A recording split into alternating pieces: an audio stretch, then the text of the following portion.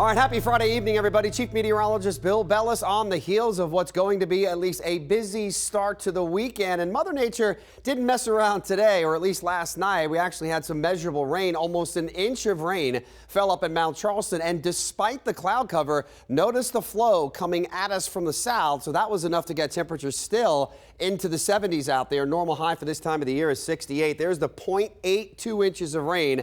That's not Charleston Peak. That is the village of Mount Charleston. And that's just a reminder that the snow levels here with this storm, it's a warm storm at least initially. It's going to stay pretty high over 9,000 feet. But hey, we'll take what we can get. So far, 1/100th of an inch of rain at the airport, North Las Vegas right there. A few .04s for Summerlin, Nellis, and Centennial. So with the .01 today, we're now exactly at 3 1/3 inches of rain. And we're not that bad a shape in terms of where we should be for this time of the year. We're only about 0.02 of an inch of rain behind. Much better shape than where we were last year. We had more than an inch compared to November 14th of last year. Now, the rainfall forecast here, again, this is based on all the computer models. We're coming up with a little more than a ½ inch of rain. This is the forecast for Harry Reid. If indeed this verifies, it would break the daily record rainfall tomorrow, November 15th, which is 0.52 set back in 1964. And it's not just this one storm here this weekend. We've got another one diving in here Monday night into Tuesday, and then one late in the week. But the bottom line here, active and much cooler than average. I mean, look, up until today, we were on pace for the warmest first half of any November on record here, and now we've flip-flopped the entire pattern, and I think it's going to stay rather chilly and at times active all the way through the remainder of the month. And you can see that with the precipitation and temperature outlook. So cooler than normal and wetter than normal. That's the name of the game. All right, weekend starts tomorrow. Most of the rain, at least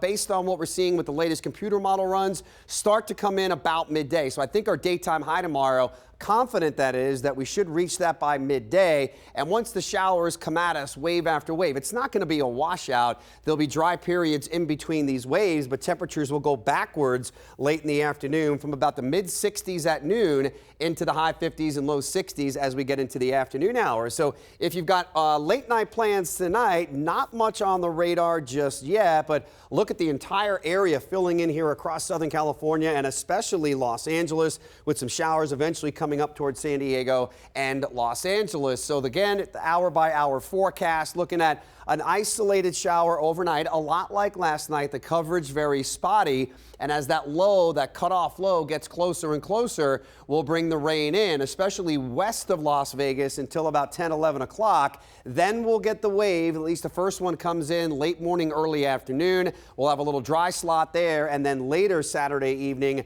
another round of moderate to heavy rain. Do not be a bit surprised due to the instability aloft that there could be a few rumbles of thunder. And it looks like the trend here is for at least some spotty showers on the back end here on Sunday. But in terms of widespread rainfall, tomorrow's the day. And you can see a lot of the models have us close to a ½ inch, but some isolated spots, possibly along the lower Colorado, maybe about an inch or so, likewise out towards Death Valley and for areas west of the Spring Mountains. No flood watches here, so we're on the northern edge of that heavy rain axis. Anybody here in Southern California could see anywhere from about 1 to 3 inches of rain. No winter weather advisories here because the snow levels are above 9,000 feet and not many folks live above that altitude. So even though we've got winter weather advisories here in southwest Utah, Brian Head could be looking at 6 to 12 inches, and they are getting ready to open up for this year's ski season. So locally in the Spring Mountains and Sheep Range above 9,000 feet, still could deal with a decent amount of snow,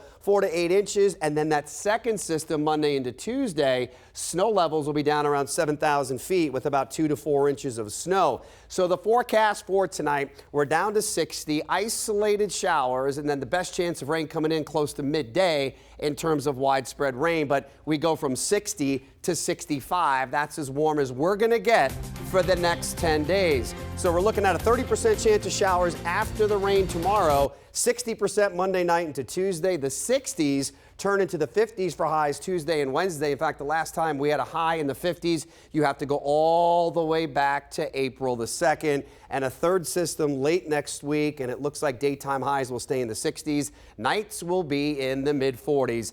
Have a great day, everybody. We need the rain, but if you're out and about, you know the drill. Slow it down, be careful, but have a great weekend.